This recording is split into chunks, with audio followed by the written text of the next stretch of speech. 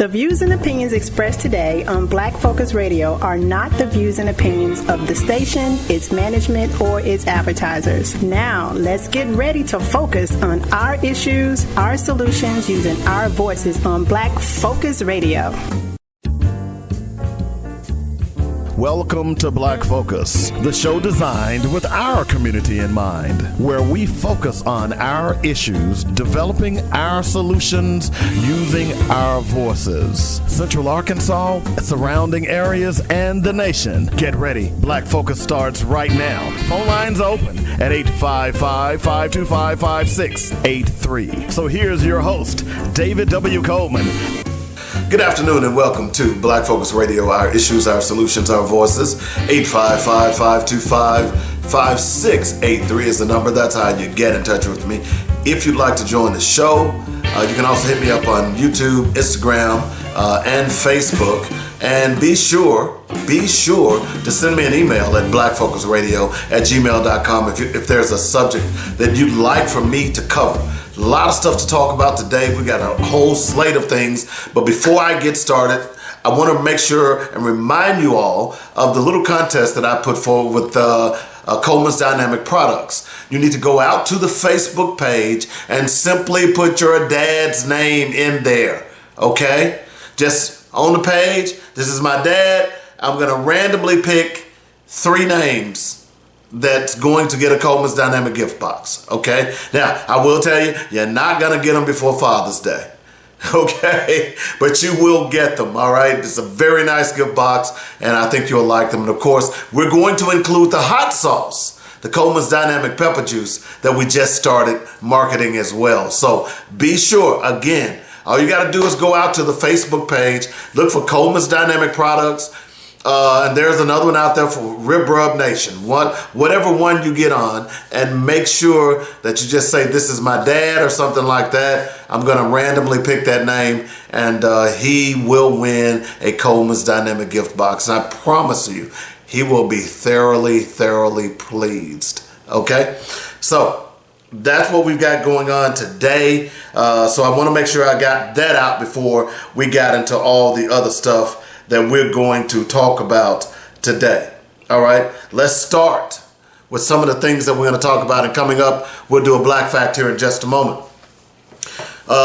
This is more, and I would say we should have covered this on the Weekly Sports Magazine, but this is a huge ruling for young black athletes. A $2.8 billion settlement for college athletes and the NCAA. We're going to talk about that a lot. You all know I've been talking about this a lot on the shows over the years. And what does it all mean? We're going to get into some articles as well. We'll get to that here in a moment. Also, qualified immunity. Judge in Mississippi challenges it, or at least seems to challenge it. Are we seeing a new day as it comes to police accountability? We'll talk about that and read a lot of that article as well. The fix is in, okay, for Judge Alito and Donald Trump. We'll get into the flag controversy and why there are at least 2 justices on the Supreme Court who must recuse themselves of any dealings as it relates to politics. Period. End of story. Also, the media doesn't get it as it relates to Israel.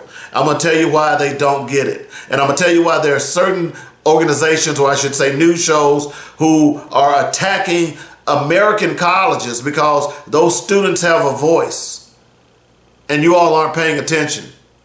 It's kind of like back in the 60s when they were protesting the Vietnam War. We'll get into that. Look, we got a lot of stuff to talk about. We hope to get through all of this as well. Do we get it? I just said the media doesn't get it, Israel, but do we get it? We, us as black folks. I don't know that we do. And what I'm talking about is 2042 and why it's ludicrous right now to play anything but voting for Democrats. Yes, I said it. Yes, I said it. Okay? And if we get to it, the rap gods are falling like flies. And you all know I've never really cared for this genre of music, at least its latest iterations. And now that we're learning more about what went on behind the scenes, I'm going to say it like this. I've told you over and over again, just because a person makes money, has money, doesn't mean that person has morals. If we get a chance, we're going to get into all of that today. That's Black Focus Radio. Our issues, our solutions, our voices. Coming up right now, we're going to listen to Black Facts, and I'll tell you what, the Ethiopian Bible. Yeah, y'all might want to listen to this. Back in a moment. It's Black Facts. Dynamic Black Facts. Our culture, our history, our people.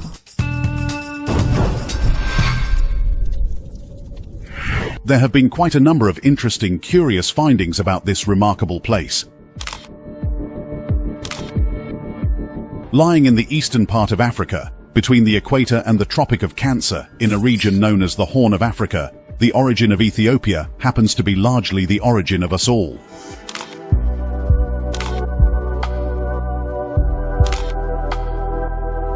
Nelson Mandela once said, Ethiopia always has a special place in my imagination, and the prospect of visiting Ethiopia attracted me more strongly than a trip to France, England, and America combined.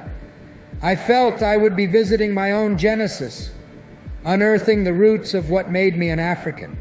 This is how truly old this place called Ethiopia is, which brings about us using the term the mystery giant for it. Ethiopia was home to the most ancient kingdom in Africa, one of the first monarchies in the world.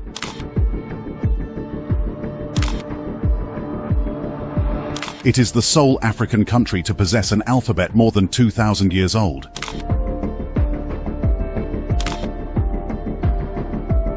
It is the only country on the continent to have maintained independence in the face of European colonizers. However, here's the very nucleus of this video. Hidden within the Ethiopian borders lies a controversial and little-known story that has captivated scholars and historians for centuries.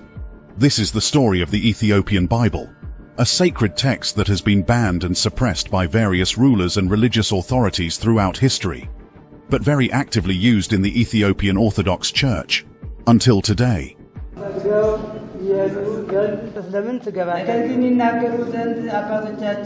The region, Ethiopia, was home to some of the earliest known civilizations in Africa, including the Kingdom of Dumt and the Kingdom of Aksum. One of the most important periods in Ethiopia's history was the rise of the Kingdom of Aksum, which emerged around the 1st century AD. Aksum was a powerful and influential kingdom that controlled much of the Horn of Africa and traded with civilizations as far away as Rome and India. The kingdom was known for its advanced architecture, including the famous obelisks of Aksum, as well as its adoption of Christianity as the state religion in the 4th century AD. And then, in the 7th century, Ethiopia faced invasions from Islamic forces, which led to the decline of the Kingdom of Aksum. However, the Christian Kingdom of Aksum was eventually replaced by the Zagwe dynasty, which ruled Ethiopia from the 12th to the 13th centuries.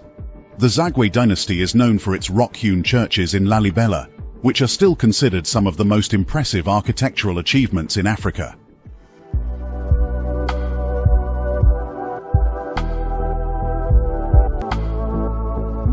In the 13th century, the Solomonic dynasty, claiming descent from the biblical King Solomon and the Queen of Sheba, rose to power in Ethiopia.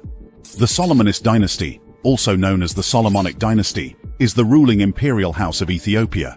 It traces its roots back to the biblical King Solomon and the Queen of Sheba, who is believed to have been from the region that is now Ethiopia. These, in fact, are some of the stories found in the Ethiopian Bible which they would rather ban and declare illegal than let you know your history and the whole truth the way it is. According to the Western Bible, the Queen of Sheba had visited the King Solomon from Ethiopia because of the king's renowned wisdom far and near. She had visited with the aim of also seeking wise counsels from the king.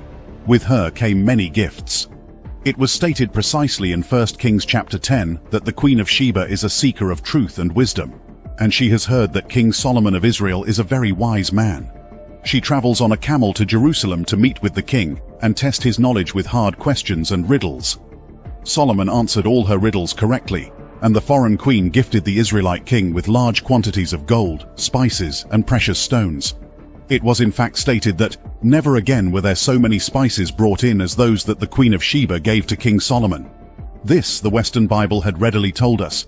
But what it sure didn't tell us, which the Ethiopian Bible, the Kebra Nagast, reveals, is, during the Queen's visit in Jerusalem, she and the king had a son together, his name, Menelik.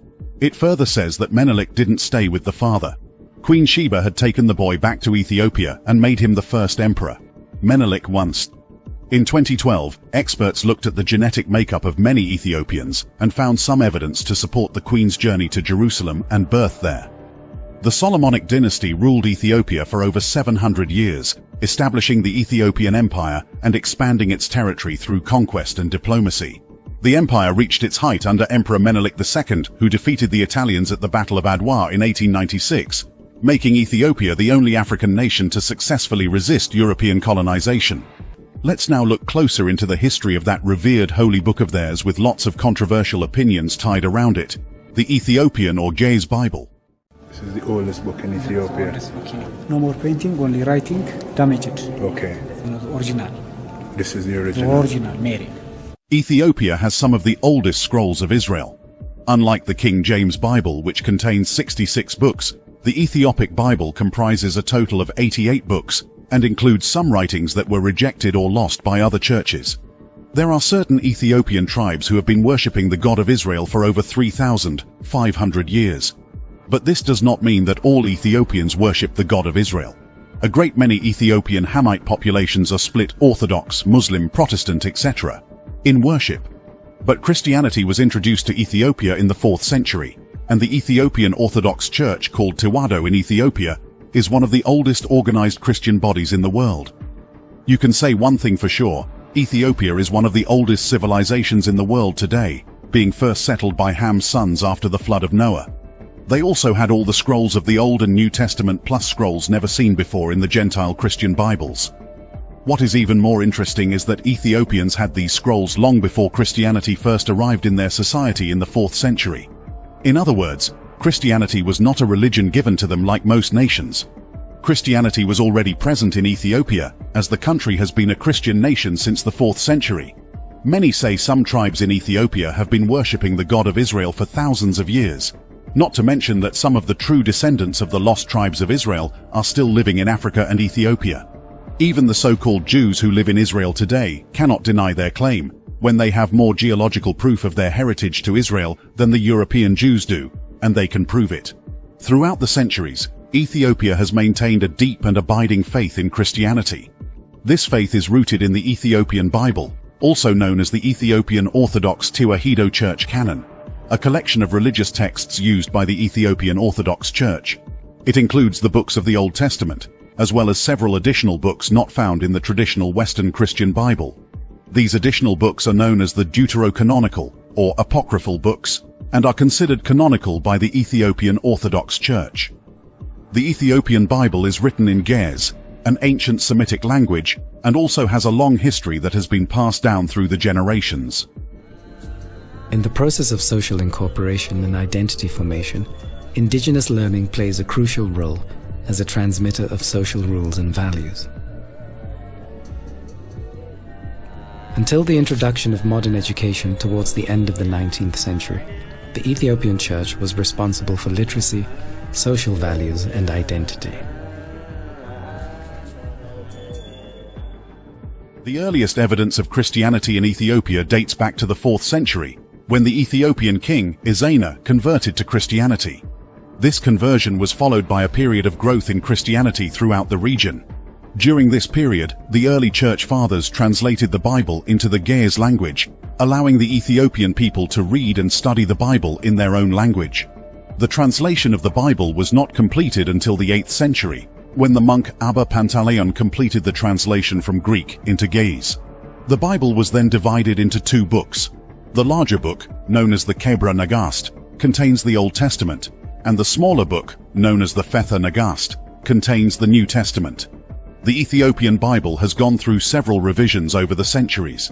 In 1630, the Bible was revised for the first time in over 500 years. This revision was undertaken by the scholar Abba Bari, who was tasked by the Emperor Johannes III with updating the translation. Abba Bari's revision was the first major revision of the Bible since its original translation, and it helped to bring the Bible up to date with modern language and understanding. Interestingly, the Ethiopian Bible has played an important role in the history of Ethiopia and its people. It has been a source of guidance and comfort for generations of Ethiopians, and it remains a vital part of their spiritual and cultural identity. It also continues to be a source of strength and inspiration for the Ethiopian people. Now let's get to why the much-revered Bible was banned. The Ethiopian Bible was banned for several reasons, primarily by European colonizers and missionaries during the 19th and 20th centuries.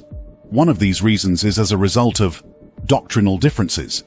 During the colonial period, European missionaries and scholars began to study and translate the Ethiopian Bible, which contained texts that were not included in the traditional Christian canon. As they became more familiar with the Ethiopian Bible, they began to question its authenticity and its theological implications. The Ethiopian Bible, as we earlier stated, contains several books that are not found in the Protestant or Catholic Bibles, known as the Apocrypha or Deuterocanonical books. These books were considered non-canonical by European Christian denominations. Some European scholars argued that the texts in the Ethiopian Bible were not consistent with mainstream Christian beliefs and should not be considered part of the biblical canon. European colonial powers, such as Italy during its occupation of Ethiopia in the late 19th and early 20th centuries, sought to suppress the Ethiopian Bible and promote their own versions of Christianity. They viewed the Ethiopian Orthodox Church and its sacred texts as obstacles to their efforts to control and Christianize the Ethiopian population. The European missionaries and scholars dismissed the Ethiopian Bible as inferior to the Bible used by Western Christian denominations. But actually, this is funny, because the Bible was never really the cultural history of the Westerners, but of the Ethiopians in the first place, of the blacks. So it was never the choice of the Westerners, nor is it in their authority to choose or decide what is valid or not biblically. Nonetheless, they criticized the content, language, and interpretations of the Ethiopian biblical texts. The Bible was further marginalized and excluded from mainstream discussions of biblical scholarship and religious studies in Europe, and was not given the same level of recognition or respect as the Bible used by Western Christian denominations. Another reason for banning the Ethiopian Bible is due to Europeans' desire to control and dominate the Ethiopian territory. The European colonizers, particularly the Portuguese, sought to exert control and domination over the Ethiopian people. By banning the Ethiopian Bible, they aimed to suppress the indigenous culture and traditions of the Ethiopian people and impose their own cultural and religious practices. They viewed the Ethiopian Bible as a symbol of resistance to their authority and saw it as a threat to their efforts to convert Africans to Christianity and impose their own cultural and religious beliefs. The clamor for the Ethiopian Bible's ban was an attempt to undermine Ethiopians' traditional teachings and customs. This was done through missionary activities and the establishment of European-controlled churches and schools, which aimed at promoting European values and ideologies over those of the Ethiopian Orthodox Church. Hence, banning the Ethiopian Bible was a way to assert control over the Ethiopian Orthodox Church and its followers. Furthermore, missionary activities also necessitated the banning of the Ethiopian Bible. European missionaries viewed the Ethiopian Orthodox Church as a rival to their own efforts to convert the Ethiopian population to Christianity. The missionaries, particularly those from the Roman Catholic and Protestant traditions, viewed the Ethiopian Bible with suspicion and strove to suppress its use among Ethiopian Christians. They believed that the inclusion of apocryphal texts in the Ethiopian Bible was heretical and sought to impose their own versions of the Bible on the Ethiopian Christian community. In addition to the reasons, the Ethiopian Bible banning was also influenced by political power dynamics in Ethiopia. European powers, particularly during the colonial period, sought to exert influence over Ethiopia and its religious institutions in order to further their own political and economic interests. The tactic used by Europeans was to support rival factions within the Ethiopian Orthodox Church in order to create division and weaken the church's authority. This was often done by backing certain bishops or clergy members who were more sympathetic to European interests and undermining those who were seen as more resistant to outside influence. Furthermore, European powers desired the control of key positions within the Ethiopian government and exert pressure on the ruling monarch in order to gain leverage over the church. By manipulating political power dynamics in this way, Europeans were able to weaken the church's autonomy and influence. We can summarily say that the banning of the Ethiopian Bible was as a result of the influence and power of European missionaries in Ethiopia, who sought to impose their own religious beliefs and practices on the Ethiopian Christian community. This led to the marginalization and suppression of the Ethiopian Bible, which continues to be a source of controversy and debate among scholars and theologians. In the 19th and early 20th centuries, European missionaries and scholars lobbied for the banning of the Ethiopian Bible, arguing that it was heretical and should not be circulated among Christian communities. They actively worked to ban the Ethiopian Bible and replace it with their own translations of the Bible. They pressured Ethiopian rulers and church leaders to adopt their versions of the Bible and to suppress the use of the Ethiopian Bible. This pressure eventually led to the Ethiopian Bible being banned by the Catholic Church in the early 20th century. Banning of the Ethiopian Bible was a way to undermine the authority of the Ethiopian Orthodox Church and promote European missionaries' own brand of Christianity. The books of the Ethiopian Bible that were banned are known as the apocryphal or deuterocanonical books. These books include the books of Enoch, Jubilees, Tobit, Judith, Baruch, Sirach, Wisdom, 1st and 2nd Maccabees, and many others. The book of Enoch is attributed to the biblical figure Enoch, who was taken up to heaven. The book contains unique material on the origins of demons and Nephilim, why some angels fell from heaven, an explanation of why the Genesis flood was morally necessary, and a prophetic exposition of the 1,000-year reign of the Messiah. Jubilees, which is also known as the Book of Jubilees, is a book retelling the biblical history from creation to the giving of the law at Mount Sinai, with a focus on the importance of observing the Sabbath and other religious practices. Tobit tells the story of Tobit, a righteous man who is blinded and experiences various trials and tribulations, but is ultimately rewarded for his faithfulness. Judith, on the other hand, tells the story of a brave Jewish widow named Judith, who saves her people from the invading Assyrian army by seducing and beheading their general, Holofernes. The book of Baruch is attributed to Baruch, a scribe and companion of the prophet Jeremiah, and contains prayers and reflections on the exile of the Jewish people. Sirach, which is also known as Ecclesiasticus, is a collection of wisdom sayings and advice for living a righteous life. The Book of Wisdom, also known as the Wisdom of Solomon, shares a philosophical reflection on the nature of wisdom and the importance of living a virtuous life. And finally, books of the Maccabees recount the history of the Maccabean revolt against the Seleucid Empire and the rededication of the Temple in Jerusalem, with events that are celebrated during the Jewish holiday of Hanukkah. These books were banned by some branches of Christianity because they were not included in the Hebrew Bible and were considered non-canonical. However, they are still considered sacred and authoritative by the Ethiopian Orthodox Tewahedo Church. In conclusion, the banning of the Ethiopian Bible is a complex and multifaceted issue that raises important questions about the intersection of religion, politics, and cultural heritage. The decision to ban this sacred text reflects a long history of colonialism, imperialism, and religious intolerance that has been on for as long as anyone can remember and sought to suppress and control the beliefs and practices of marginalized communities. The Ethiopian Bible, with its unique blend of Christian and Jewish traditions, represents a rich and diverse cultural heritage that has been preserved and passed down through generations. By banning this text, authorities are not only silencing the voices of Ethiopian Christians, but also erasing a vital part of their history and identity. Ultimately, the banning of the Ethiopian Bible calls for a re-evaluation of the ways in which power and privilege shape our understanding of history and shape our interactions with others. It is a call to action to stand in solidarity with those whose voices have been silenced and to work towards a more inclusive and equitable world where all beliefs and traditions are respected and celebrated. That brings us to the end of yet another interesting video segment. Do endeavor to kindly reach us through the comment section where you can drop your thoughts, and we would be delighted to pick from them. Support our work also by hitting that like button in front of you. Share with your friends and families to keep spreading our eye-opening black narrative. And kindly subscribe to stay with us for more, whilst you also keep the channel growing. We are glad to have you. Thank you for watching. Keep listening to Black Focus Radio for more dynamic black facts, our culture, our history, our people on JoynetRadio.com.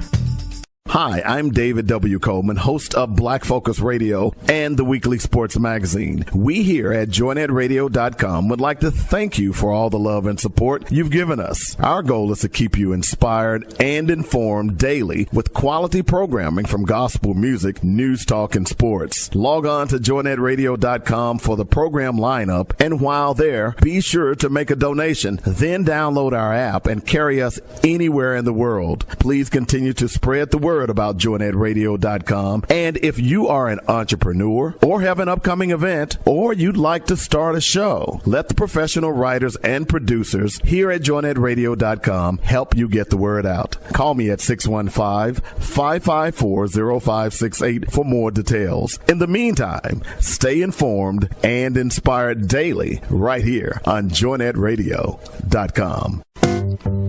David W. Coleman here for Coleman's Dynamic Rib Rub and Rib Nuts.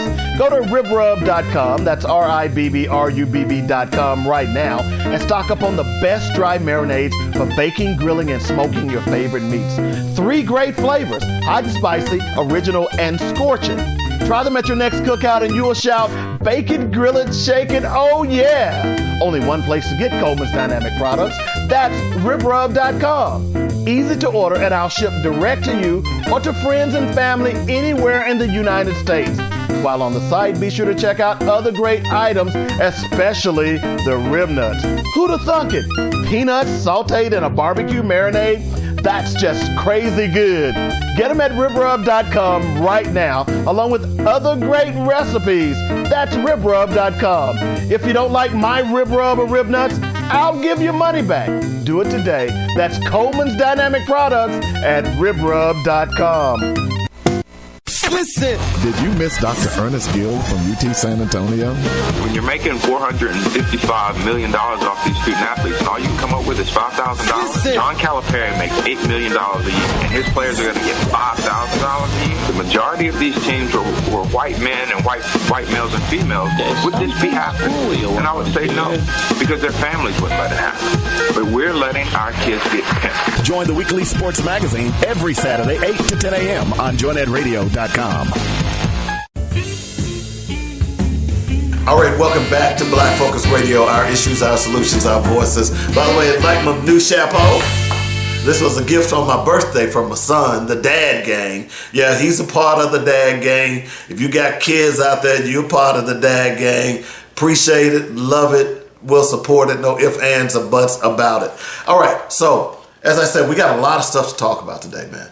And I think the most important thing that we want to talk about right off the bat is, although it's a sports story, but it's going to affect your family, particularly if you have a young man who is playing college basketball or college football, big-time college basketball or college football. No doubt over the last few months, couple of years, you've heard of NIL. Name, image, and likeness. Ed O'Bannon and his crew started all of this back in the day when they sued the NCAA and EA Sports for using their likeness in a college basketball game, a video game, without their permission and without getting compensation at all. Now, be aware that the colleges were getting compensation, but the players were not. Subsequently, the NCAA college basketball and college football game was discontinued. Now, from what I understand, that game is going to be back on the market this fall simply because they've, quote unquote, settled the name, image, and likeness issue. I understand that players are going to get $600 a piece, which is what's going to be part of that game, which, in my opinion, isn't enough. Because that game is going to sell millions of copies, and EA Sports is going to reap the benefits, and these players are going to get shafted again. But be that as it may, things are changing on the college football settings, okay, and college basketball because of the millions, let me take that back, the billions of dollars that these people are earning and have been earning over the decades on the backs of players, mainly black players, and those players don't get much at all. They get to travel, their bodies get beat up, they feed them well just like their livestock, But at the end of the day, they're on 1-year renewable scholarships. So if you break your leg and can't play anymore, you lose your scholarship. In the meantime, many of these revenue generating sports, mainly football and basketball, men's department, by the way, I don't care what you all say, women are not earning any money as it relates to those issues. Okay? So here's the bottom line. Here's the bottom line. All of a sudden, with name, image, and likeness, the NCAA was behind the 8 ball when all of this hit because they didn't want to give up any money. You know, coaches was making, $10 million a year. Calipari, Nick Saban, all these amenities, while the players not getting anything. Players couldn't even accept, up until a couple of years ago, players couldn't even accept a plane ride home if one of their relatives died. No one can furnish that, and every now and then they have a bereavement fund. But if just a regular guy said, hey man, I know your mom, your dad, or your uncle or whatever just passed, I'm going to buy you a plane ticket. He's ruled ineligible. So a lot of things have happened. We've talked about this a lot on the Weekly Sports Magazine. We've went into detail on the different issues. As a matter of fact, I run a promo that we recorded, 5-6 years ago with a guest. Okay? And we talk about how these players are not getting enough money. One of the things that I've been advocating is let's not just talk about the money. Let's talk about the injurious after effect. Now, what do I mean by that? Yeah, that's a term that I just made up. But what do I mean by that? What I mean by that is, you've heard me talk about it. I didn't play major college football. I played in the AIC, the Arkansas Intercollegiate Conference. Okay? Years ago, back in the late 70s and early 80s. Little college, Southern Arkansas University. Here's what I got out of that. Damaged vertebrae, a broken neck, bad ankle, bad knees, bad hands that swell. And I'm not getting compensated for it. See, the second part of this question is, what's going to happen to those schools that are in the smaller conferences who are not getting the $2.8 billion? Because what I've been advocating for years is that, yeah, you want to get paid, but you need to be thinking about your health insurance, because a lot of your injuries are not going to manifest themselves until years later, like mine did. Fortunately for me, I was working for Dell Computers and I had good insurance and I was able to get my surgery that I needed, or I would probably be dead or paralyzed at this point in my life. You're saying I'm being dramatic. No, I'm not. I have 8 titanium screws and 4 hinges in my neck because I broke my neck playing football against the University of Arkansas at Pine Bluff. I can remember the play.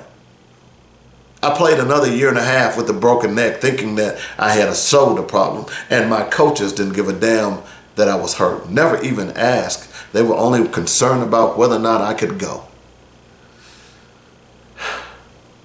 Now, I say all that to say this, is that one of the things, this settlement of $2.8 billion, and we're going to get into it here in just a moment, is fantastic. But at the end of the day, there needs to be health insurance, long-term health insurance, because that's what's really going to affect a lot of you players. A lot of you all are not going to go and work for Fortune 500 companies. A lot of you all are going to be making minimum wage jobs, working minimum wage jobs, and making chump change and trying to support a family on $17, $20 an hour. That's just the bottom line. So what I would advise you all to do is, if there are thoughts of a union, you need to get in one. You need to start one, because this fight isn't over. Now, let's talk about this. Now, this is coming from CBS, and I'm going to read quite a bit of this because I need you to be able to understand what has happened. Okay, the bottom line is that the NCAA was being sued, and they finally settled for $2.8 billion. Now let me say that again. I don't think you understood what I just said. The NCAA just settled with the plaintiffs for $2.8 billion. Now, if they settled for $2.8 billion, how much money are they really making? Y'all get that, right? But hey, the settlement is a settlement. But if they settled for $2.8 billion, I would argue that they're probably making $15 to $20 billion, or they projected to make that, because college football, particularly, is rival to none except the NFL. Other than the NFL, college football makes the most money. Okay? So I want to talk about this, and then I want to talk about some of the things I've been hearing. Now, I'm going to try to keep this all in this 1 hour, but there's so much to talk about. I can't guarantee, because to me, this is like the baby done come home to daddy. Because see, I've been talking about this for years. I kept telling people that the NCAA was going to lose. There are still people out there after the settlement has come out saying, oh, well, I don't think kids should be paid for it. Well, if that's the case, coaches shouldn't be paid. Hello? You still have idiots saying stupid stuff like that. And not one of them will go and work for their job free because they love their job. Because at the end of the day, college football is a job. College athletics is a job. You have to show up at a certain time. There are expectations that you must accomplish, or you could potentially be fired. Hello? You can't call in sick. Did y'all know that? Now, kids do get sick. But if you get sick, you better be sick down in the bed. Otherwise, you're going to be standing on the sideline watching. You may not be able to go, but you're going to be watching. Okay? So let's get into this. Because I do want to talk about, I heard some people, well, what about the non-revenue generating sports? You're going to come to me with that tired ass argument again? Let's read some of this, okay? This is from CBS Sportsline. The House versus NCAA settlement signifies a line in the sand. Not since 1984's NCAA versus the Board of Regents of Oklahoma have we seen a court ruling fundamentally alter the landscape of college athletics. Not only does the settlement distribute roughly $2.8 billion in NIL back pay, but it also establishes a framework for future athletic revenue sharing. Details still need to be sorted out, but it's a landmark step toward getting players in on the financial windfall they generate. Now, let me just quickly mention the back pay thing. This money is going to, if you had a kid who played college football in the Power 5 conferences, as late as 2016, you getting some money. Well, your child getting some money. Okay? That's what that back pay thing was all about. While the NCAA is responsible for roughly 40% of the settlement, much of the burden will fall on its member universities. The Power Conference schools are poised to contribute roughly 24% of the bill, leaving the often cash-strapped schools that comprise the remainder of the Division I to cover the remaining 36% of the total settlement. Wow. So basically, if you are a member of the NCAA, if you are one of its member schools, and you're not in the Power 5 conference, you're going to have to kick out 30%, 36% of that total bill. Wow. Whew. Wow. Let's move on. The winners are the players. At long last, the players will get a cut of the billions of dollars flooding into the NCAA conferences and individual schools.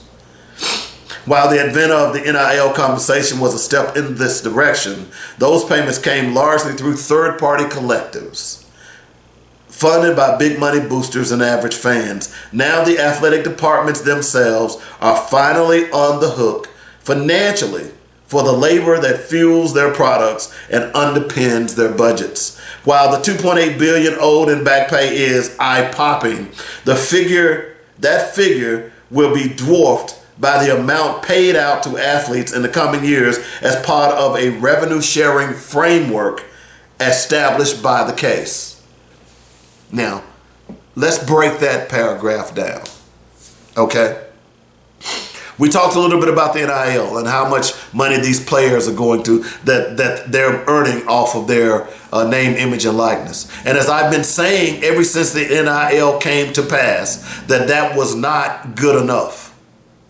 And here's why I said that. Because that NIL money did not touch the money that those players were still generating for the colleges and universities.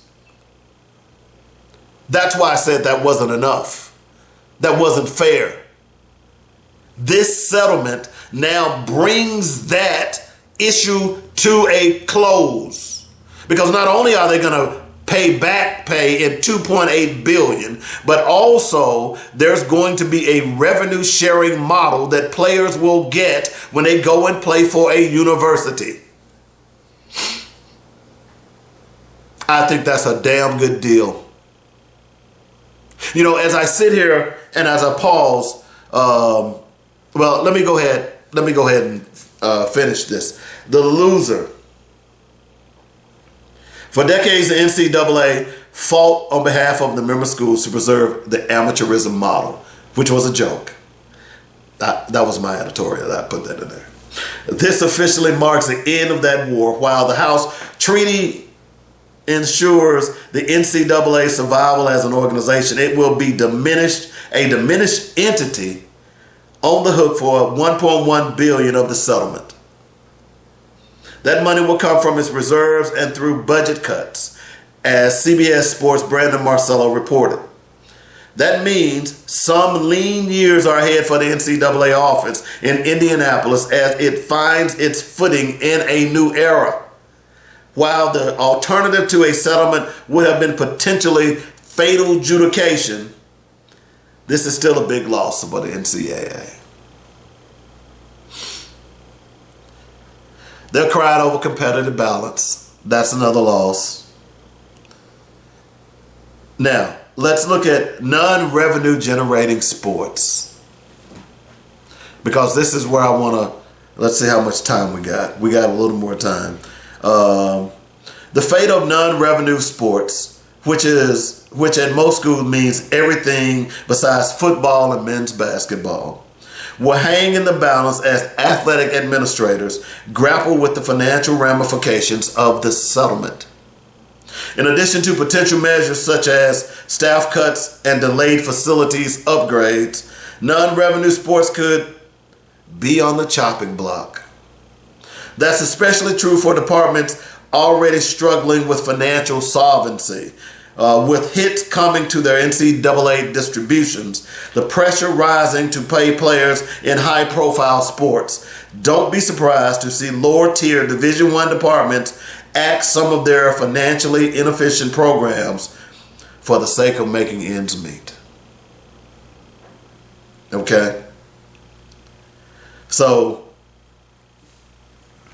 I want to talk about that. We're going to take a break. When we come back, I want to talk about how that's going to affect those non-revenue generating sports. And I'm going to be totally honest with you. You guys have been getting a free ride. Don't get mad at me. When you say non-revenue generating, that means you are making no money. So who's been making the money for you? We're going to talk about that, and we're going to talk about some of the other so-called concerns that people have for kids who are in those non-revenue generating sports, and will they get money? We'll talk about that. You're listening to Black Focus Radio.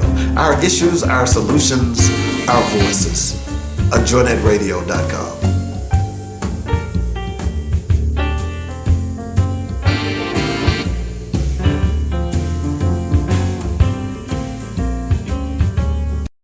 Hi, I'm David W. Coleman, host of Black Focus Radio and the weekly sports magazine. We here at JoynetRadio.com would like to thank you for all the love and support you've given us. Our goal is to keep you inspired and informed daily with quality programming from gospel music, news, talk, and sports. Log on to JoynetRadio.com for the program lineup, and while there, be sure to make a donation. Then download our app and carry us anywhere in the world. Please continue to spread the word about JoynetRadio.com. And if you are an entrepreneur or have an upcoming event or you'd like to start a show, let the professional writers and producers here at JoynetRadio.com help you get the word out. Call me at 615-554-0568 for more details. In the meantime, stay informed and inspired daily right here on JoynetRadio.com. David W. Coleman here for Coleman's Dynamic Rib Rub and Rib Nuts. Go to ribrub.com, that's RIBBRUBB.com right now, and stock up on the best dry marinades for baking, grilling, and smoking your favorite meats. 3 great flavors, hot and spicy, original, and scorching. Try them at your next cookout and you'll shout, bake it, grill it, shake it, oh yeah! Only one place to get Coleman's Dynamic products, that's ribrub.com. Easy to order, and I'll ship direct to you or to friends and family anywhere in the United States. While on the site, be sure to check out other great items, especially the rib nuts. Who'd have thunk it? Peanuts sauteed in a barbecue marinade? That's just crazy good. Get them at ribrub.com right now, along with other great recipes. That's ribrub.com. If you don't like my rib rub or rib nuts, I'll give you money back. Do it today. That's Coleman's Dynamic Products at ribrub.com. Listen! Did you miss Dr. Ernest Gill from UT San Antonio?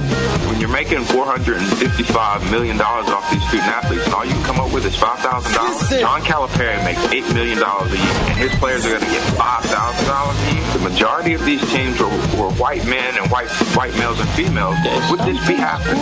And I would say no, because their families wouldn't let it happen. But we're letting our kids get pimped. Join the weekly sports magazine every Saturday, 8 to 10 a.m. on JoynetRadio.com. Welcome back to Black Focus Radio, our issues, our solutions, our voices. We're talking about the NCAA ruling or settlement of $2.8 billion to pay players for their name, image, and likeness. Hopefully you'll go back and check out this last segment that we gave you a breakdown on basically what has occurred. You know, I was sitting here when I first heard of the settlement on Friday. I don't know why, but the first person that popped into my head was Albert Means. Now, some of you all may not know who Albert Means is. You don't know that name. I don't know Albert Means personally, and I'm not using him to bash him. I'm using him as an example of how bad the system had gotten. This happened, 8-10 years ago. In fact, I was still on the weekly sports magazine at WNSR in Nashville. So it happened a while back. And you can go and look up the story of Albert Means. He was a big defensive tackle that was out of Memphis. And he was a heck of a high school player, but he wasn't that smart. No offense to Albert. And some coaches basically manipulated him and his parent, singular parent, mother, and basically sold this guy to the highest bidder. And if I remember correctly, that bidder was the University of Mississippi. It later came out. I don't think Albert Means ever went to college. But as I heard about this settlement, I thought about Albert Means, because this was the classic example of how they were manipulating young people to go to school, and they've always been paying them. But here was Albert Means's parent, his mother, who lived in the projects, who had, I believe, 5 other children, and these coaches had bought and sold Albert Means to the highest bidder, and she wasn't going to get a damn penny.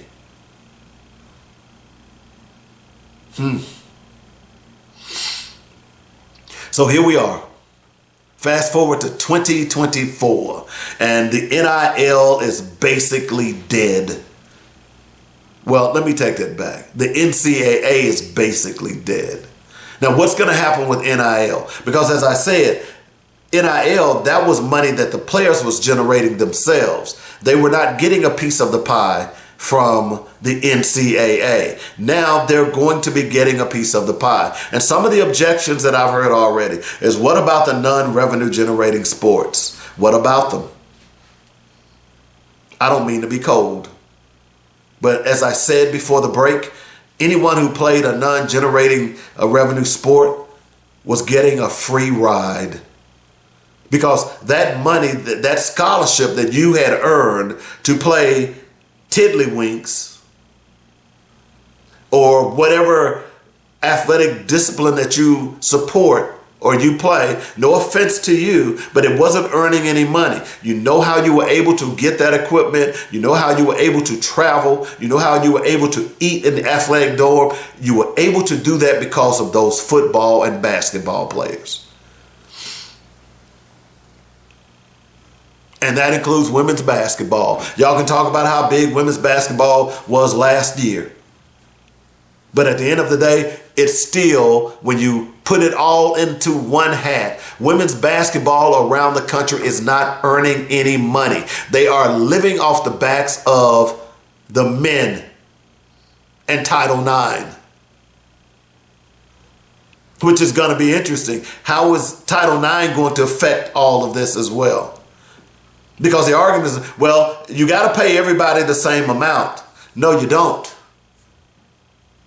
Why are you going to pay the captain of the golf team the same as the captain of the football team, when the football team is earning millions of dollars every year and the captain of and the golf team is not even going to the tournament? And even if they went to the tournament, they're not earning any money. So you're going to say that the captain of the football team and the captain of the golf team should be earning, let's say, the same $10,000 from revenue sharing? You out of your rabbit-assed mind. They should not.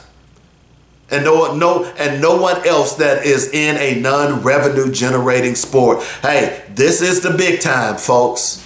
You say, well, that's not fair. Well, the only thing that's at the fair is pigs.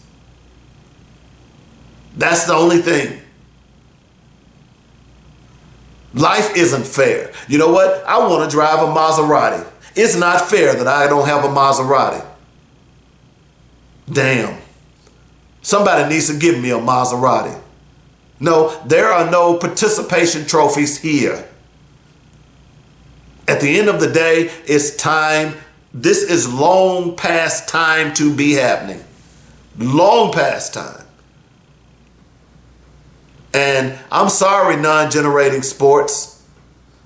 You heard the article. There's a possibility that some of them are going to get cut. Yeah, that is a possibility. And it's sad because, look, I love all sports and I understand the time and consideration that people put into their particular discipline. Everybody can't be a superstar football or basketball player. I understand that. But see, what has annoyed me over the decades is the fact that those kids that are in non-generating sports never, ever go up to a football player and say, hey man, thank you, and shake his hand. Those women on that college basketball team never go to that basketball player that's in the Power 5 and say, hey man, thank you. You know why they should be doing that? Because if it was not for those revenue generating sports, football and men's basketball, you wouldn't have your scholarship. In fact, just about every student that's on campus at a Power 5 conference should be going to football and basketball players and saying, hey man, thank you. Because if it's not for their presence in the media, you can't recruit students to your school. And oh, by the way, each one of those schools, depending on which power conference you're in, is simply bringing home close to $100 to $150 million annually. Probably more than that, depending on the school, if you include football and basketball. The SEC last year paid close to $85 million per member school, just for 1 year. Just for 1 year. So what I'm saying to you is that, yeah, it's a new day. And if you're still one of those people who are saying, well, I don't think college athletes shouldn't be paid. Well, I'm going to say I don't think you should be paid to do your job. Because at the end of the day, college athletics is a job. It's a job. You know, when I was playing back in the day, we had 3-a-days. There were no limits on how many hours we could practice. Now you have to play 20 hours a week. That's a part-time job. Plus you got to go to school and get your grades. And you got to represent the school. These players deserve every penny. Every penny. Coaches making $8, $9, $10 million a year. Their assistants making $3, $4, $5 million a year. Who's responsible for that money? Those players are. The players are the one that is generating that kind of cash. And for anyone to say that they don't deserve to be paid, you're an idiot. And as I said, you should be working for free. You should be licking your boss's boots. In fact, you probably are. Hey boss, can I lick your boots?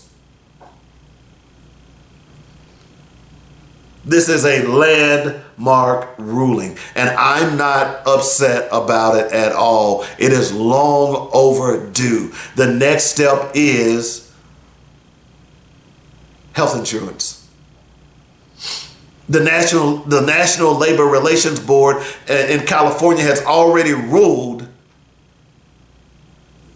and was it Dartmouth, that players are employees of colleges. And in being such, you should be afforded the benefits, the health benefits that are afforded to the employees of those particular institutions in that state. This is the next big thing. I'm telling you. That's why I told you about my injuries. Everybody, every young man that has ever played college football is going to leave with some type of bad injury. And I know what you think. Oh, we talk about these injuries like they're, oh, it's no big deal. He got an ACL. He got an MCL. He'll be back in a year. He got a dislocated shoulder. He got a broken arm. He got a broken leg. Oh, they'll put some pins in it. He'll be like new. No, he won't. I don't give a damn what anyone says. Once they split you open to repair whatever damages that you've occurred, that has happened to you while you played that barbaric sport called football, you will never be the same. And you ask anyone who has ever had surgery, regardless of whether or not you're an athlete or not. So we take this for granted. You all don't know what happens to these players. You don't know how they're treated, how they're disrespected, how they're beat down by their coaching staffs. All you all see is what happens on Saturday. Well, now it's Friday, Thursday, Tuesday. They're playing college football all through the week now.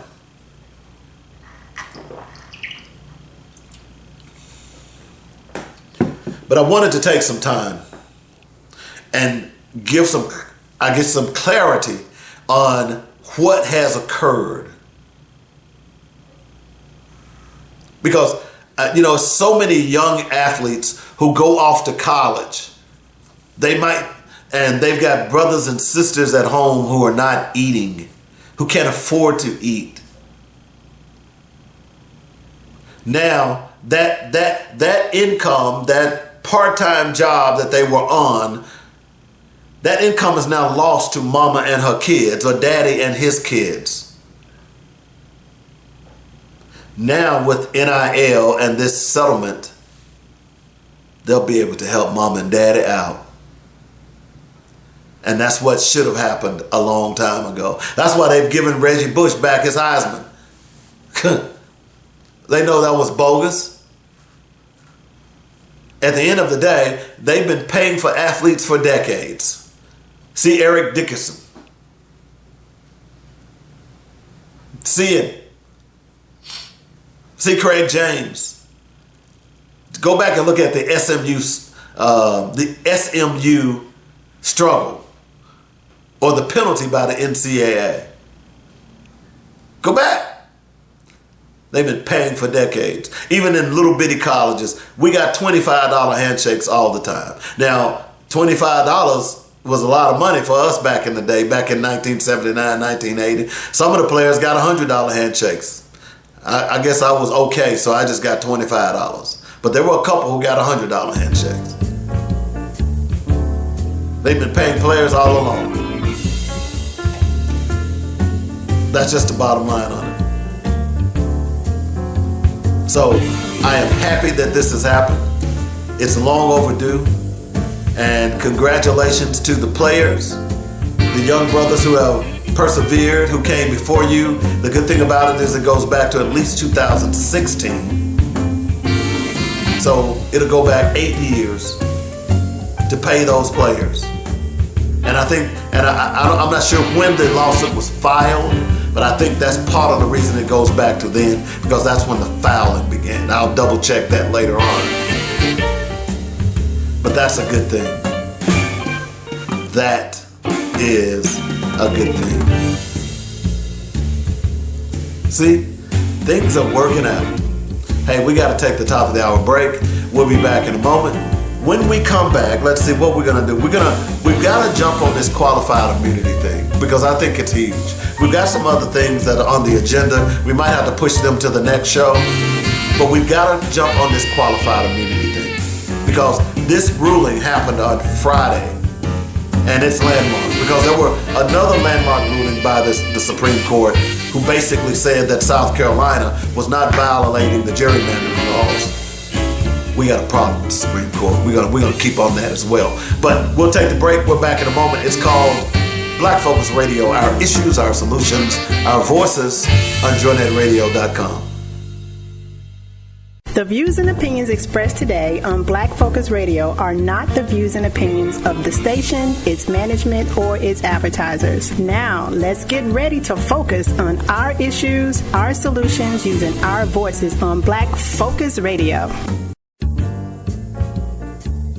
Welcome to Black Focus, the show designed with our community in mind, where we focus on our issues, developing our solutions, using our voices. Central Arkansas, surrounding areas, and the nation. Get ready. Black Focus starts right now. Phone lines open at 855-525-5683. So here's your host, David W. Coleman. All right, welcome back to the second hour of Black Focus Radio, our issues, our solutions, our voices. 855-525-5683 is the number. That's how you get in touch with me if you'd like to join the show. Shout out to my folks over in Makakila, Hawaii. Yeah, I'm sporting my Hawaii shirt today.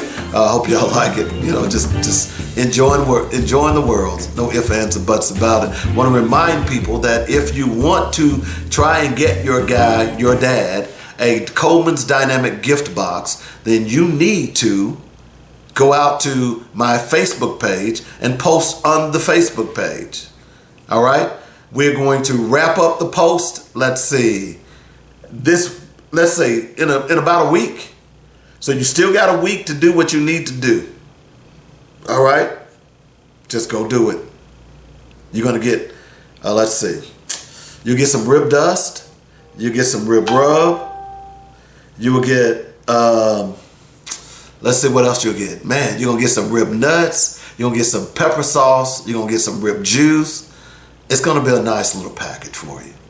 Trust me. All right.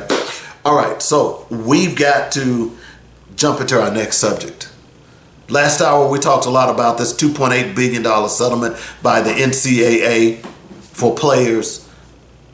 We'll keep you posted on that. I am jumping for joy. Now, I'm not getting one penny, but this is long overdue. Make sure you go back and listen to that part of the show. All right?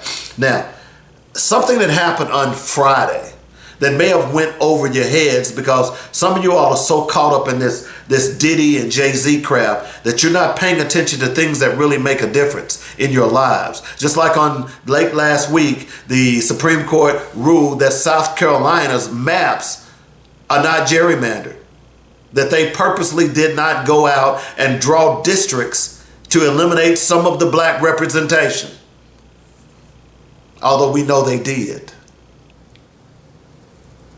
Also, what's going on is something that happened in Mississippi. This is from the Equal Justice Initiative.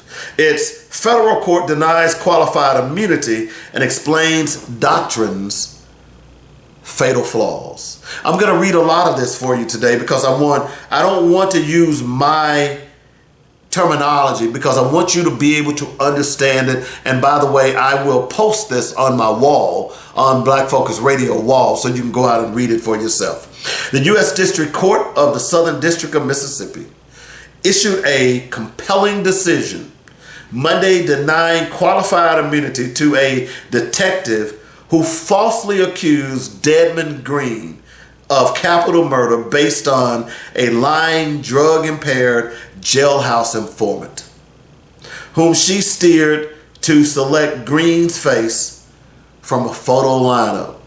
Now, if you don't understand what I just read to you, basically a detective set up a guy to go to jail. It was a lie. The horrifying wrong of being falsely accused and arrested was compounded by Green's imprisonment for nearly 2 years in the Hinds County Detention Center, which was full of violence, rodents and snakes and moldy food, where he endured constant yelling, fighting, and threats, often had to sleep on the bare floor, and constantly feared for his life. After the informant recanted and prosecutors dropped the charges, Mr. Green filed a federal civil rights lawsuit against the Jackson police detective, as well as the city itself and Hinds County, which runs the jail, seeking justice for his wrongful prosecution and conditions of confinement. The detective responded that Green's suit should be dismissed under the doctrine of qualified immunity, a legal doctrine that, according to the court, means people wronged by government agents cannot sue those agents unless the Supreme Court previously found substantially the same acts to be unconstitutional. In a 62-page order, Judge Carlton Reeves concludes after a detailed legal analysis that the detective is not entitled to qualified immunity because her actions violated clearly established law.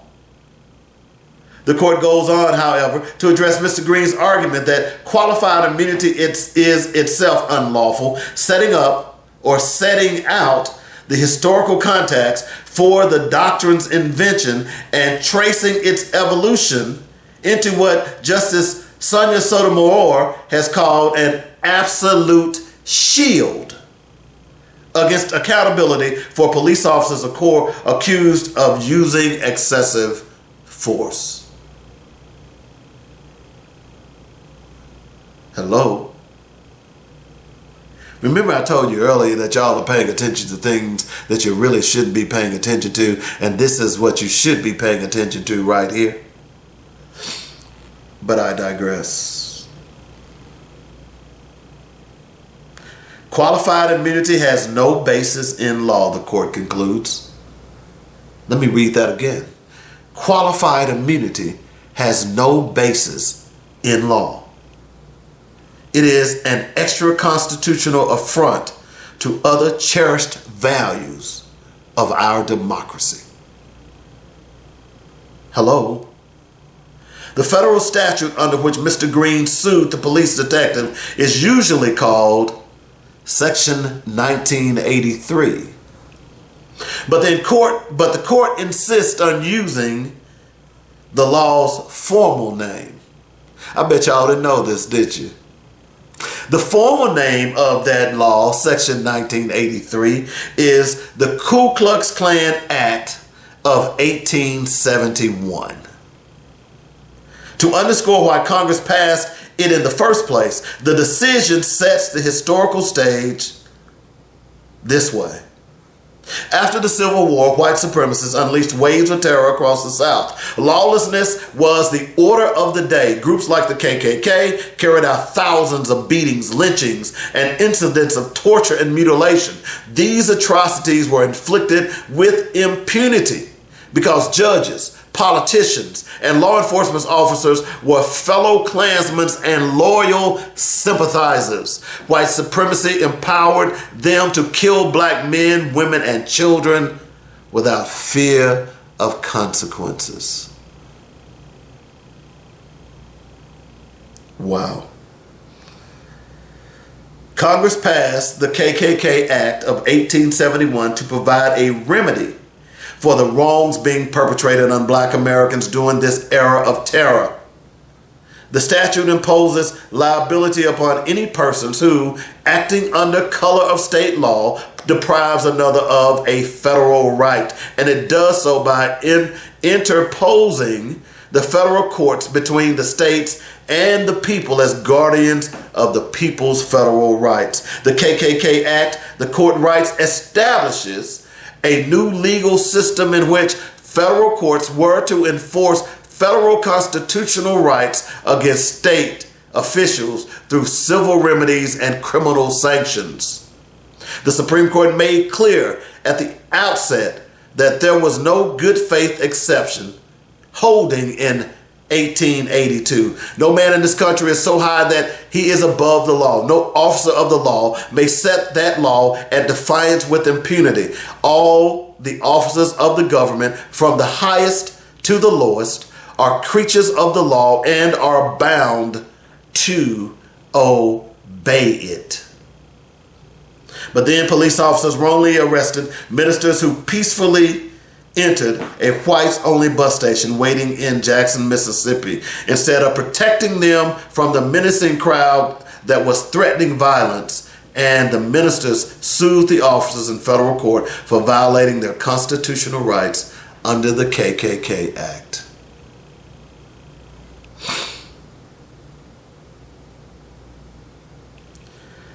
The bottom line is this.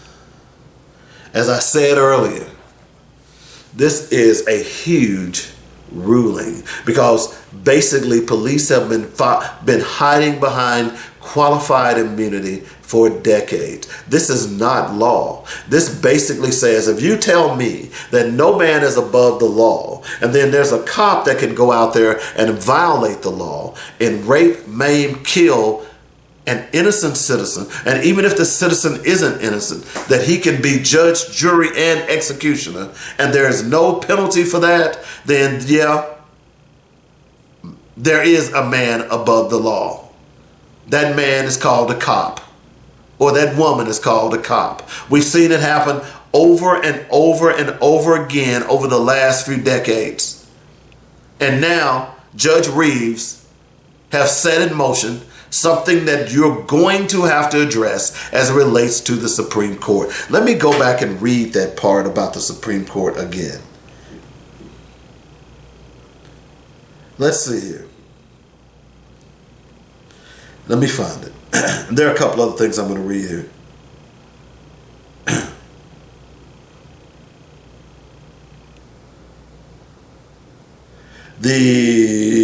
Let's see. Congress passed the KKK Act in 1871. The statute imposes liability upon any persons who, acting under the color of law, deprives another of a federal right. And it does so by interposing the federal courts between the states and the people as guardians of people's rights. In other words, those people that were working for the state institutions, the sheriff office, and things of that nature, those people, you won't be running the courts now. It goes to federal. We saw a lot of that in the civil rights trials back in the 60s. Okay? According to the Supreme Court, no man in this country is so high that he is above the law. No officer of the law may set that law at defiance with impunity. All officers of the government, from the highest to the lowest, are creatures of the law and are bound to obey it. Ooh. And this is a federal judge that is challenging this. Now, I understand that there's going to be an appeal by the deputy, or I should say the detective, because here's a detective who knew that the informant was a liar. Here's a detective, and I use that word sparingly because you couldn't have been detecting too much, because you had it in for Mr. Green and you knew that he was innocent. Yet you allowed a jailhouse snitch who was a drug addict lie and have this man incarcerated for 2 years. And now you want to say, oops, my bad. Let me brush that dirt off of you. Man, you a strong brother. You strong black man. You gonna make it. Go on, boy. No. Doesn't work like that. Sorry. This woman should go to jail. I can't remember this. I saw God, what is the name of the organization? The organization that does gets innocent people out of jail. I saw a piece a while back, it's been a few years, where this man had been convicted by this detective, and it was somewhere in Alabama. And it's so weird that these things are still happening in the South, but they are. And he had spent the majority of his life in prison. And the detective, who eventually came around to his innocence after decades, worked to help him get out of prison. And they show the video of this man, this victim, meeting the detective for the first time. And the detective quickly he starts apologizing and he wants to know if the man will accept his apology. And the man said, no, I will not accept your apology. You're a liar. You stole part of my life. And I say that because this is happening every day. And not only are men, particularly mainly black men, are being sent to prison on trumped up charges, they're also being killed. You know, I made the comment, and I don't know if y'all follow golf, but what was it? A couple of weekends ago, they had the PGA, and Scotty Scheffler, the #1 golfer in the world, was arrested because he was failing to obey police orders. And all of the white media was up in arms, and it's not fair. He should have recognized who Scotty Scheffler was, and you know, da da da da da da da da da. And after I got through hearing all the whining and complaining, I decided that I would just make a little post. And it said basically, you know, Scotty Scheffler should be thankful that he wasn't black, because he'd probably be dead by now.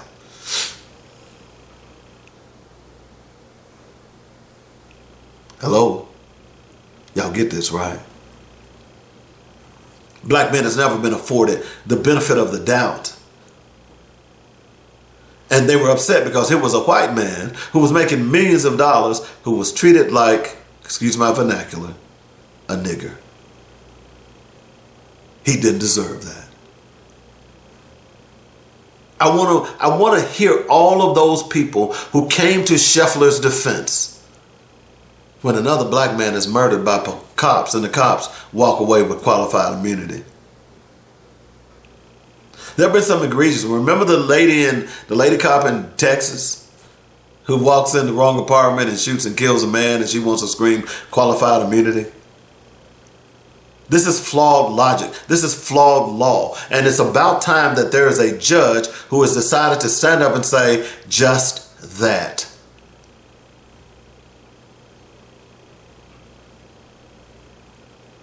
Don't care if you have a tough job. You go into that job understanding the consequences if you make the wrong decision. Don't care if you're scared, because if you're scared, then you don't need to be a cop. At the end of the day, your job is to uphold the Constitution of the United States of America for all of its citizens. And you have to assume that anyone that you encounter on the street is an American citizen, even if they don't speak English.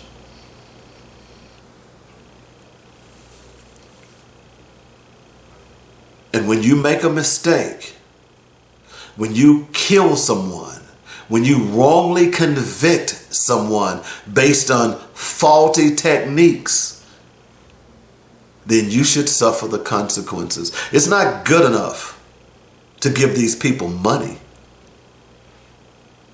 Because when you lock up a young man or woman in his or her prime, you basically stunt their growth. And if they're locked up for a crime that they didn't commit,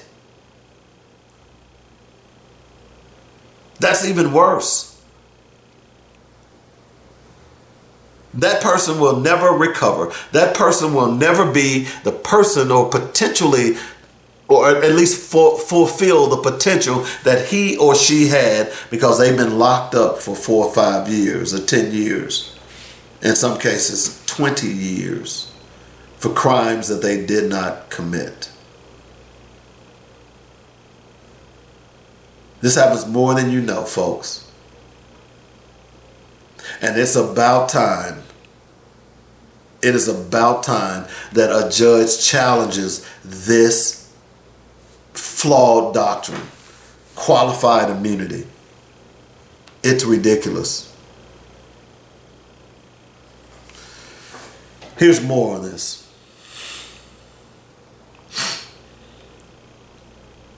Since the 1960s, the court has made qualified immunity almost impossible to overcome by imposing and expanding unusual requirements like the clearly established rule that requires the person suing to identify a prior court case that had already deemed similar police actions illegal. You know what, bro? This is nothing more than the Klan revisited. So if there is not another court that has deemed the actions of that cop in a different jurisdiction illegal, then there's your case. Wow. The district court provided multiple examples of how the lack of similar enough prior decisions can defeat a federal civil rights claim, noting that under the clearly established requirement, courts let correctional officers hold a person for 6 days in a frigid cell, covered in other person's feces and forced to sleep naked in sewage, because it was only clearer established that prisoners couldn't be housed in cells teeming with human waste for months on end. Courts let correctional officers spray some chemical agents in a person's face for no reason at all, because it was clearly established that guards could not use the full can of spray. Courts let police officers who were inside a car kill a person who didn't warrant lethal force. The law clearly established only that an officer could not shoot a person from outside a car. And a court let a deputy sheriff shoot a 10-year-old child from 18 inches away, by the way, while the deputy repeatedly tried to shoot a non-threatening family dog. No prior decision clearly established that act is unconstitutional.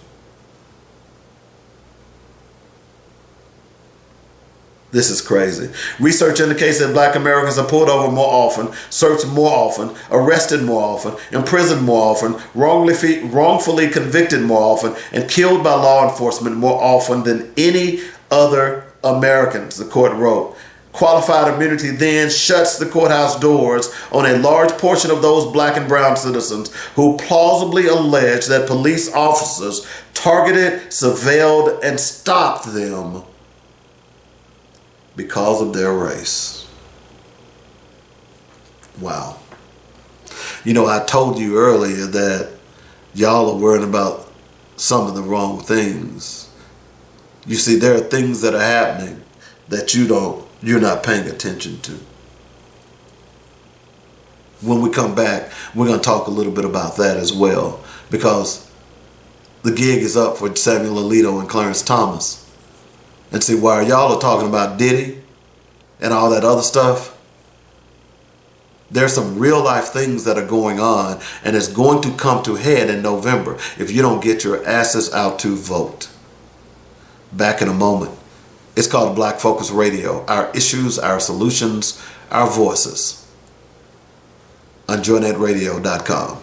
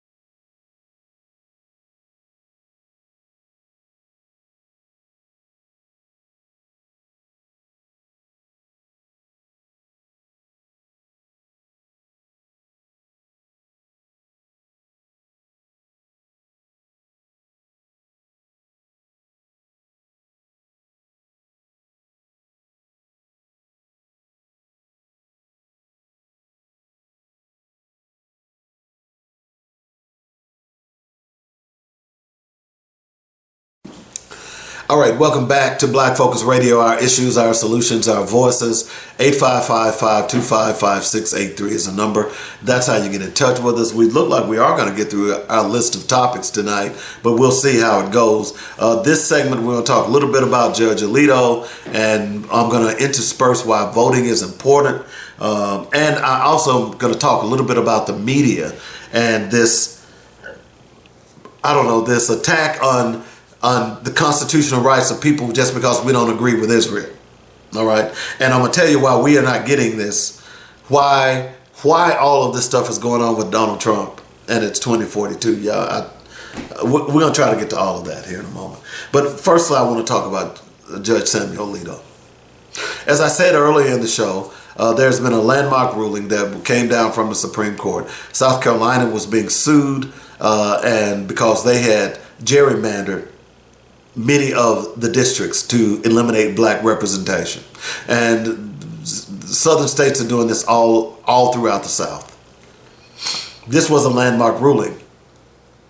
South Carolina had decided they were not going to change the map, took it to the Supreme Court, and lo and behold, the conservative court decided that, hey, South Carolina was not in violation.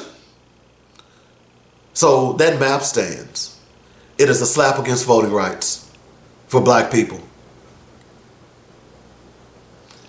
Here's the problem. We know that this is a quote-unquote conservative court.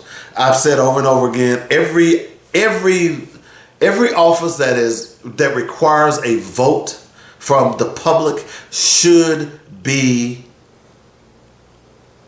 well, let me just not say that. Every office that gets paid by government dollars, unless it's support staff, it should be term limited. The Supreme Court has the ultimate in qualified immunity. They run a secret docket. They rule on things that they shouldn't. They don't rule on things that they should. And clearly they have a political agenda. And they are appointed to their spots for life. I don't quite understand, in going back and reading some of the stuff from the Founding Fathers, why you would not make every office in federal government term limited, just like you did the presidency. To me, that's part of the problem with this country, is that you've got too many people in office, in Congress, in the Senate, who are nothing but sucking at the tits of the federal taxpayers. Mitch McConnell included. Part of the reason we have this court is because of Mitch McConnell.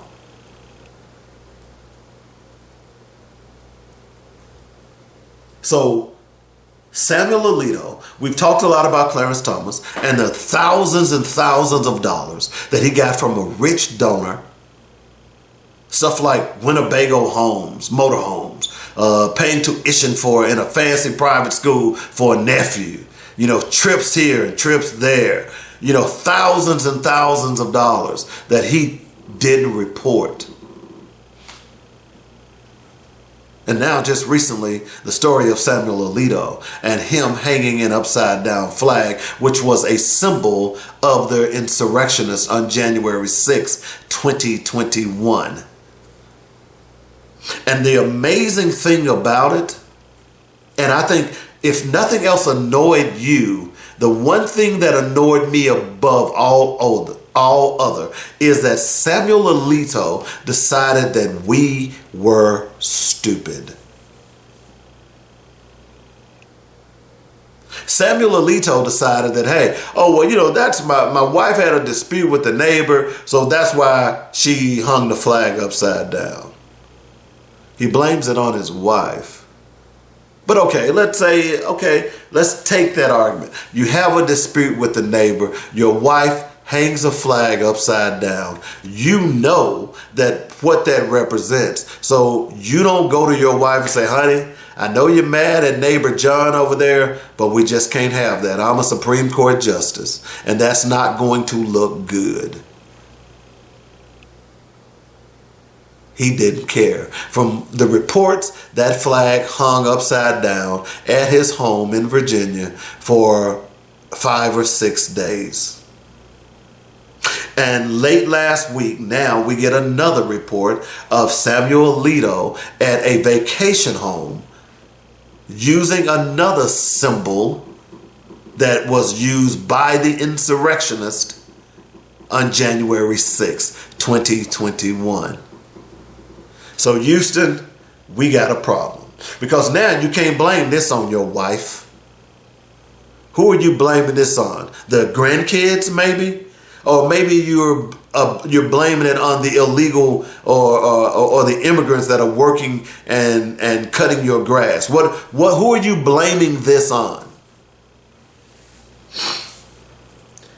As I told you earlier, that there are things that are going on that you have no idea because you are worried about Diddy. And we're gonna try to get to Diddy. I got him on my agenda. We're gonna get to him here in a little bit in what we must do. But I think it's important for all of us to understand. For all of us to understand that Samuel Alito is a problem. The Supreme Court is a problem. We cannot expect them to be impartial at all. And that's sad. We are headed for a crisis in America.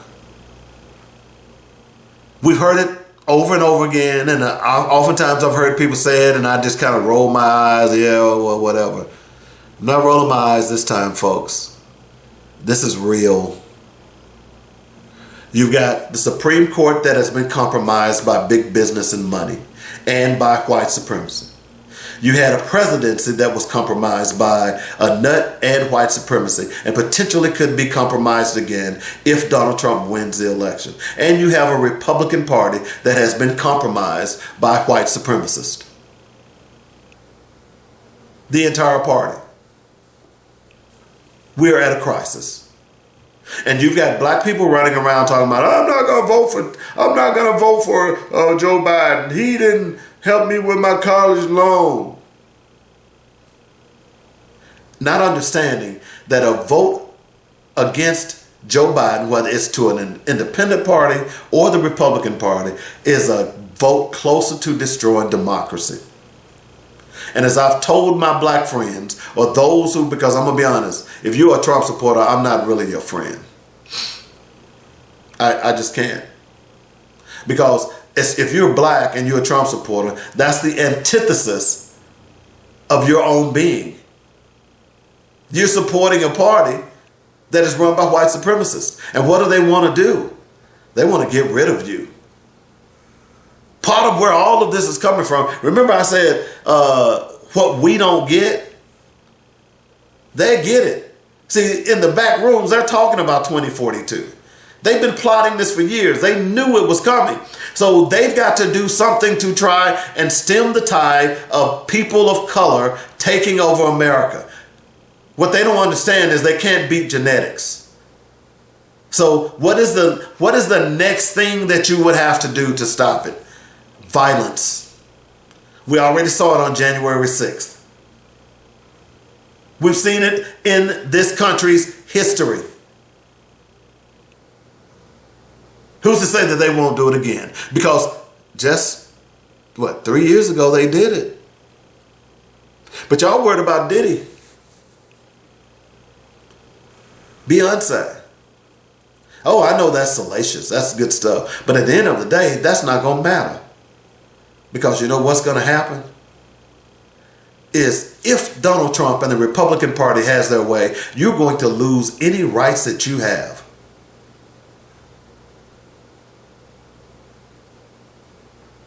Because you ain't voting. This thing with Samuel Alito and Thomas is real. This is not the time to throw your vote away on a protest.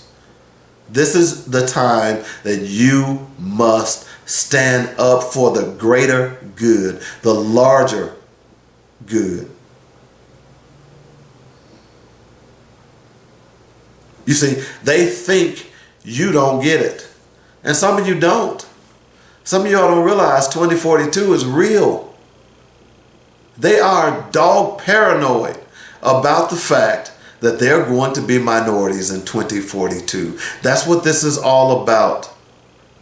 See, Donald Trump just happens to voice what they want to hear. And they look at it like this. If we elect Donald Trump and he becomes the dictator that he wants to be, then he's going to stop all you coloreds from coming into this country. Not understanding that genetics is what's causing the problem. You see, because when I sleep with a white woman and get her pregnant, she has a black baby. And most of those kids identify as black. They might be high yellow, look white, but they identify as black. That's the problem. Misogyny. Okay? So if Donald Trump becomes a dictator, he can stop all that. He can rule. That's what this whole abortion battle is all about. Is that they figure they would love to be able to just let black women and people of color have an abortion. They really want to stop white women. So they can't be that, micro. So they just gotta make abortion illegal for everybody. Because white women are killing them babies. They don't realize that genetics always wins out. Survival of the fittest. That goes down from the top of the food chain to the small little protozoan, the amoebas. And the black gene is genetically superior. Don't get mad at me. Do your research. Do your research. That's what we don't get. They also don't think we get Israel. You've got national media just going crazy and pulling their hair out because all of these college campuses across the country have these kids out here protesting what's going on in Gaza. And no matter how many programs they put on 60 Minutes or MSNBC or CNN that is supporting Israel, people are realizing, nope, you're lying to us. Yeah, what happened on October 7th was horrific. No ifs, ands, or buts about it. But what is happening to the Palestinian people and what has been happening to them for decades pales in comparison to what happened on October 7th. Sorry. Let's make a real comparison here. Those people have been imprisoned, they have been killed, they have been maimed, children dying. Look, Israel has done nothing more than make more terrorists. Because guess what? If you kill and blow up my whole family, I'm probably going to be pretty pissed at you too. Why that logic doesn't register to people is amazing to me. And these young people in America are realizing that, wait a minute, something ain't right here. And then, it hurts the media because guess what? We just don't have to depend on you for our news anymore. I get my news from 5 or 6 different locations. I listen to CNN. I listen to MSNBC. I try to stomach Fox, but sometimes they're just so abhorrent, I can't deal with them. But I listen to Reuters. I listen to the BBC. I read articles from all types of news entities. I don't have to depend on just the regular traditional stations, as do many people. But more and more people are tired of that mantra. And just to say that we should be supporting Israel regardless of what they do, at the end of the day, those are my tax dollars. And those students have a right to protest just like anybody else. Last I checked, we live in America. People should not be being canceled because they do not agree with the policies that Israel is perpetuating against the Palestinian people.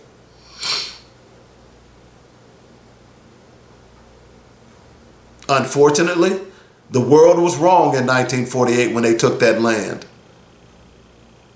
And now you're going to make people think that, it's okay to take a land and kill and maim people because of a Bible? You know what? Because of a religious doctrine? People in America look down on people who are who practice Islam. Because there have certainly been some terrible things that have come out of the Islamic State as it relates to terrorism. But if you go back and you look at what's going on with some of the people and some of the things that are happening to the Palestinians, you'd be appalled. Israel does not have clean hands. And for you all to be thinking that it's okay to violate the rights of these young people because they don't believe in your political persuasion, you're wrong. That's something the media doesn't get, and especially Joe Scarborough. I listen to them a lot in the mornings because I'm out early in the mornings. I listen to them, and I'm just so tired of his ranting and raving about this issue.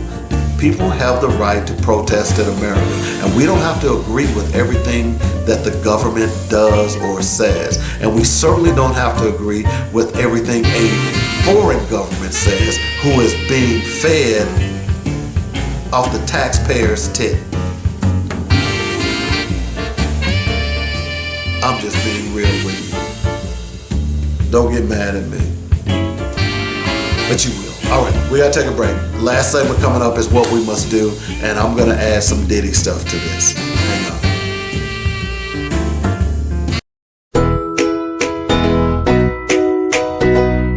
on. Bake it, grill it, smoke it. Oh yeah, at RearBrub.com. Coleman's Dynamic Pepper Juice is lighting fires around the country.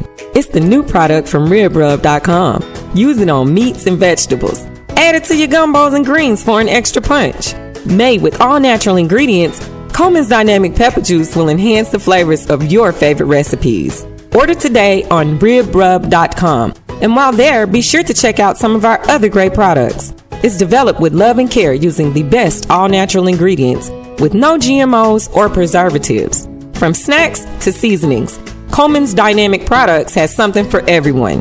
Bake it, grill it, smoke it. Oh yeah, at RearBrub.com.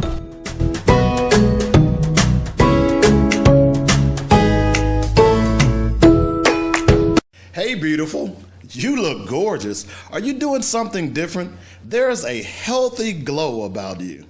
Thanks. I'm just my natural self. Come on. What's your secret? Okay. Since I found SkinTentional.com, I've been getting a lot of those comments. SkinTentional.com? Yes. SkinTentional.com is handcrafted, luxurious natural baths and body care products.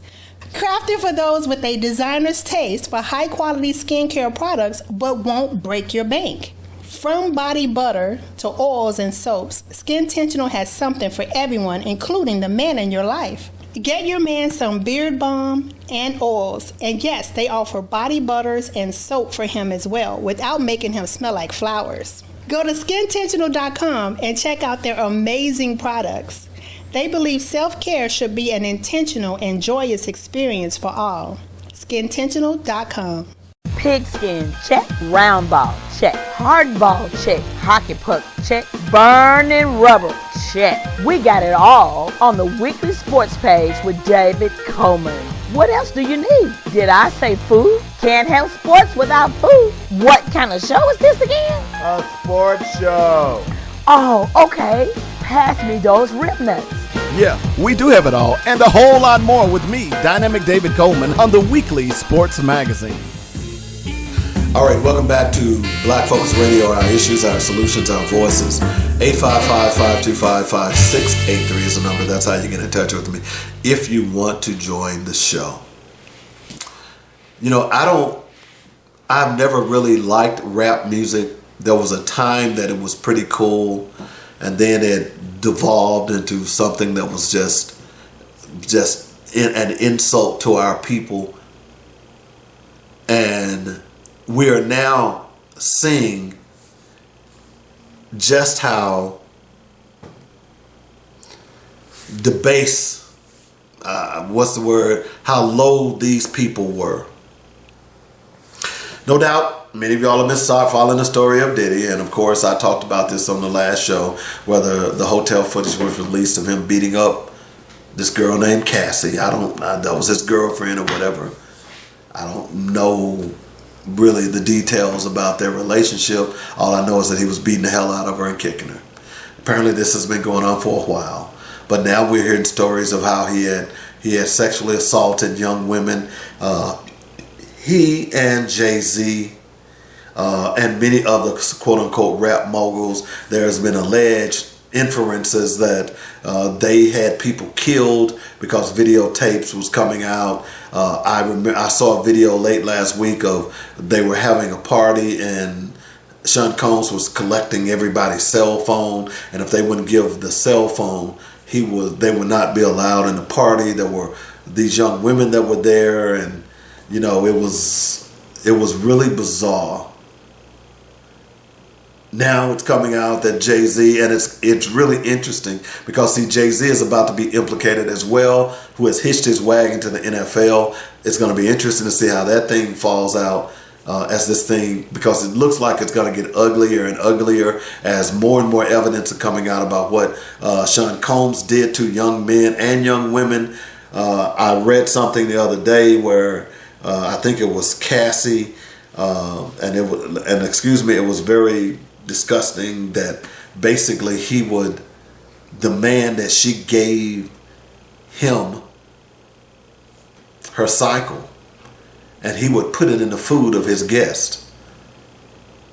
You know, when you first start hearing these stories, you ask the question, man, that can't be true. No, that's not true. But then you realize that where there's smoke, there's fire. And apparently there's a lot of smoke coming out of all of this. Now, why am I bringing this up? I'm bringing this up because, see, we in the black community have been enamored with people who have money. That's the love that some of you all have with Donald Trump. He rich. So because he rich, I like him. He cool. What I'm trying to get you all to understand is just because somebody has money doesn't make them morally acceptable. And anyone who could push that poison that was called gangster rap into our communities are not concerned about morality. N-word, N-word, B-word, B-word, H-word, H-word, suck my you-know-what, kiss my da-da-da-da-da-da. It just goes on and on and on. And I know it makes you bump your head, you know, you bouncing and everything, and you probably looking at me because I got this grade, so, you know, he's just an old head, he don't understand. Well, I do understand. I understand subliminal messaging, and I understand how what goes into your mind can color who you are. There were so many young brothers who are dead or in prison right now because they're trying to live the gangster rap life. Because that's what they hear. They think that's reality. They think that's reality. You got brothers right now saying, you even got Donald Trump saying, well, I relate to black folks because I'm on trial. And black folks are saying, oh yeah, that's right. If they do Donald Trump, well, guess what they doing to me? Well, let me tell you something. Donald Trump doesn't give a damn about you. He doesn't. Donald Trump doesn't give a damn about anybody but himself. But you all are running around here, if we are to believe the media, of carrying this man's water. Y'all don't have a clue. But more importantly, y'all are so caught up in this Diddy dance that you all don't realize that there are bigger things that are going on in this country that's going to affect you more so than it ever has since I've been living. That's the ruling in South Carolina. This thing with Samuel Alito. It's huge. There's a reason why that judge decided to use the real name of that law, the KKK Act of 1871, because he wanted to highlight why that was important. But you're too busy worrying about who's screwing who's sleeping with who. If you're going to worry about those things, I tell you all the time that your mind is a magnificent machine. It's a computer. It has the capacity to study and become aware of anything that is presented to it. Unfortunately for us, we get so caught up in one thing that we forget about the other thing. Or we don't even address the other thing. So this segment is called What We Must Do. Number one, we must stop defending debauchery. That's the music that they play. The same music that they pipe into our neighborhoods, into our radio stations, is the same music that they don't play on their stations. Because they're sending you subliminal messaging. They're saying that, hey, we're going to pipe in that gangster thug rap crap in your community because that's who we want you to be. Because if you live that dream, then that supports our prison industrial complex. Because you're going to listen to that music, it's going to subliminally expect you, and you're going to go out and commit a crime, hopefully a felony that's going to give you 10 years. And I'm going to laugh all the way to the bank. So number one, we must stop listening to that debauchery. Number two, we need to stop thinking that just because a man has money, that he has morals. Because we're seeing more and more and more. I tell people all the time, rich people don't give a damn about poor people. Because if they did, we would have no poverty. We would have no homelessness. We would have no children going starved the world over. But the bottom line is rich people don't give a damn about poor people. All they give a damn about is making more money. Money that they will never be able to spend. So we need to stop considering that a rich man is going to save us. Maybe we need to go back to electing Joe Blow from the neighborhood. That's the problem. And most importantly, we've got to stop attacking black men and black women. There's a full-fledged attack going on. There's a war going on between black men and black women. So much so that some of the things that I'm hearing out of black women is preposterous. I'm not going to pay no bills. I deserve this. I deserve that. Are y'all crazy? And you know what black men are doing? Real brothers, they're catching that flight, they're going across the water, and they're meeting women who will support them. So this country has been successful. In the 60s, they put into play the welfare system. And the welfare system was set up to make sure that, hey, we're going to make sure that mama and the baby get food, but you can't get in there if you got the black man there.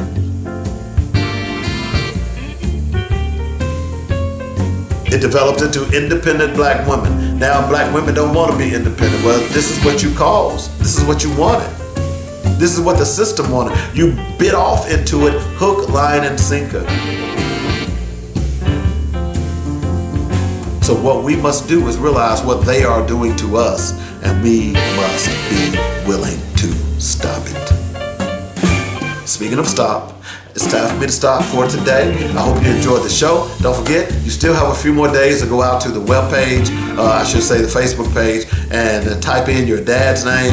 I'm going to pick 3 random people. I don't know how I'm going to do it yet, but I'll figure out a way. And they will win a Coleman's Dynamic Gift Box. It's going to have rib rub, rib nuts, rib juice, pepper juice, all kinds of goodies in there. I promise you they'll like it. Hey, we got to take a break. Oh, we got to go. Hope you enjoyed the show. Make sure you like, share, and subscribe to the show. And be sure to tell a friend about Black Focus Radio. We can use your support. We'll see you next time. Remember, the ultimate measure of a man or a woman is not where he stands in moments of comfort and convenience, but in times of challenge. This is our challenge. Y'all have a great day. You've been listening to Black Focus, where we discuss our issues with our solutions and our voices. Join us every weekday afternoon at 1 p.m. on JoynetRadio.com.